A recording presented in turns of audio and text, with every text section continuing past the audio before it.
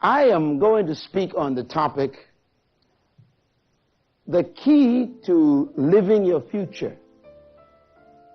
I believe that nobody in this room have a desire more than you to become all that you're dreaming, how to become the best and to maximize all that you could be, how to live your future.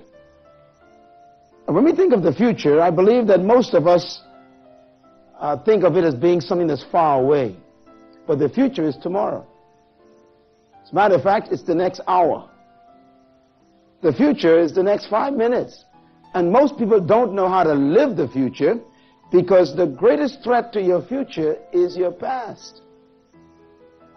And most of the humanity that I have known and gotten to see over the years, there are 5.7 billion people on the planet right now, and I would dare say that 90% of those people that live on this planet right now are people who are experiencing destruction and personal perishing.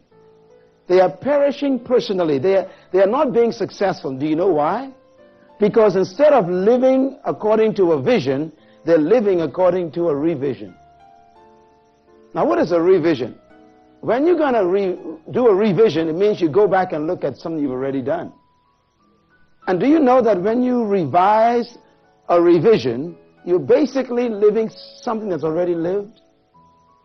When I was in college, one of the things that they taught us to do is to study, to take tests. I think all of you have had that opportunity.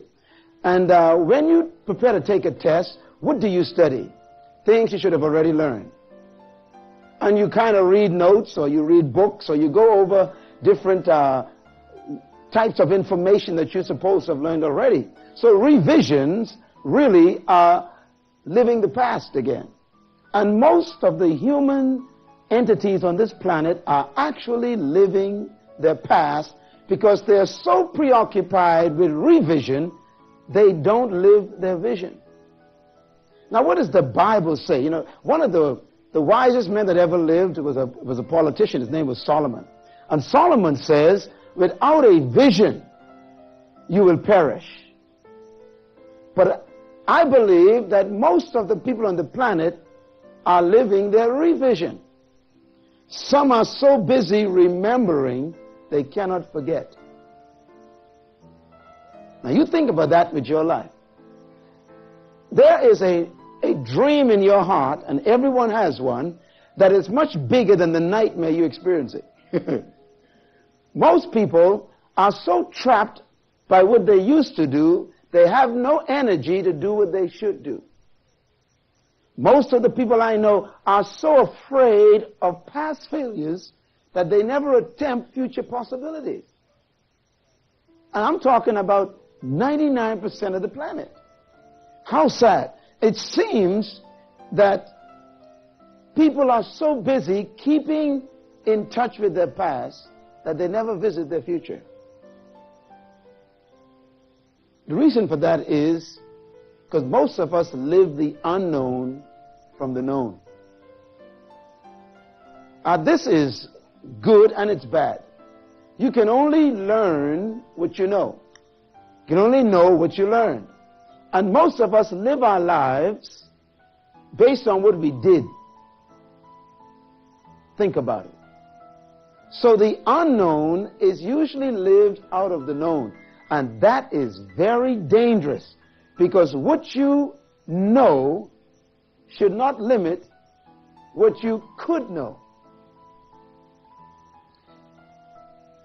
Memory immobilizes man. Make a note of that. Memory immobilizes man.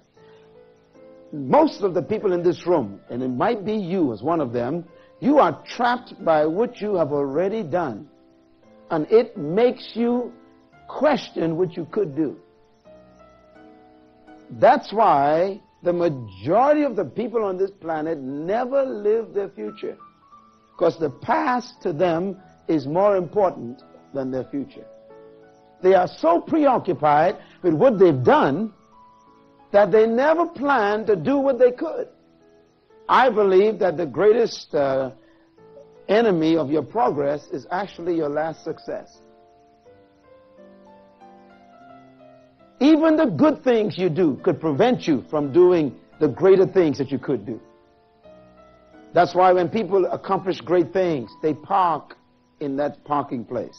They become so trapped by their success that they refuse to move on to what they could do that they haven't done yet. The past is dangerous. One of the greatest decisions that a human can make is to actually forget.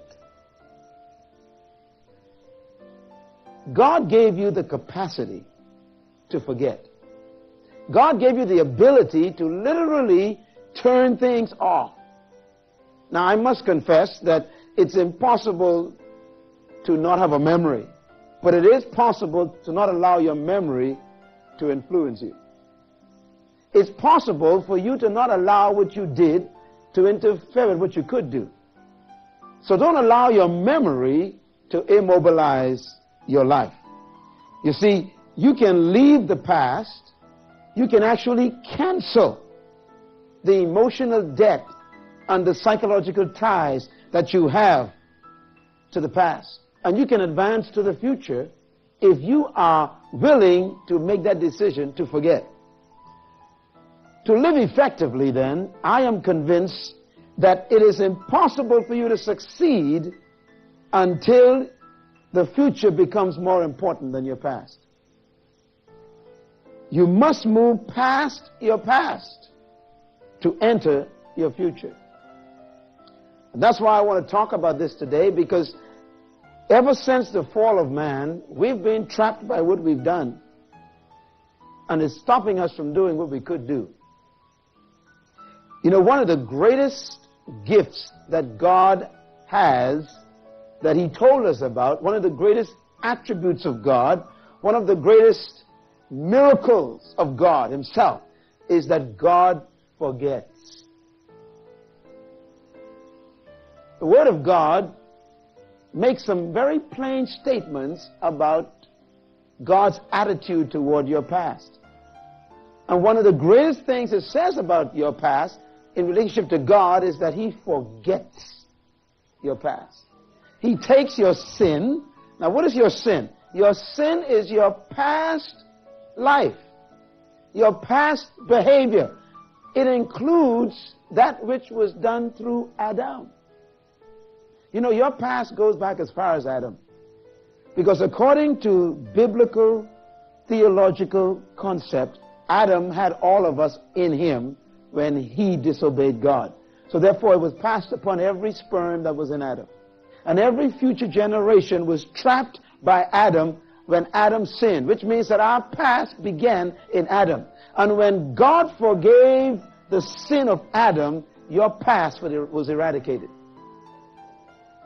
So when you come to Christ in this hour in your life, you actually appropriate something that was already taken care of years ago.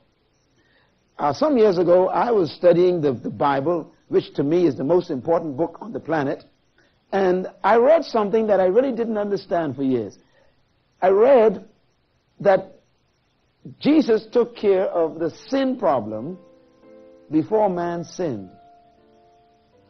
I found that in a strange place in Revelation. It says that Jesus was slain before the earth was even founded, which means God made arrangements to solve your problems before you had any. God made arrangements to deal with your past because He loved your future too much. God has some things He wants you to do that He won't allow what you did to interfere with. That's why what you did is never more important than what you could do. Isn't that good news? You better clap at that one. I mean, God is so good that God's dreams for you are so important that God made arrangements for your past so that your future could still be possible even if you messed up in the past. That means God planned my past before my future so that my past will not interfere with my future. So when we come to Christ and He forgives us, We are cashing in on something that's already done. And that is why forgiveness is not something that God just decided to do. He forgave you while you were yet a sinner. Jesus died for you while you were yet a sinner. So you are not a haphazard second thought of God. He always had plans for you to be successful. Therefore, if you fail, it's because you decided not to succeed. God hates to see you fail. He made arrangements for you never to fail. That's why anything that happens to your life that is not God's best for you is a temporary detour. To me, that excites me. That's why I love the word forget. Everybody say forget. Tell your neighbor, forget it. Come on, just say it with some feeling. Say, forget it. Can you take him, hit him with your shoulder, say, forget it. Now, of course, they're trying to figure out what you're talking about, right?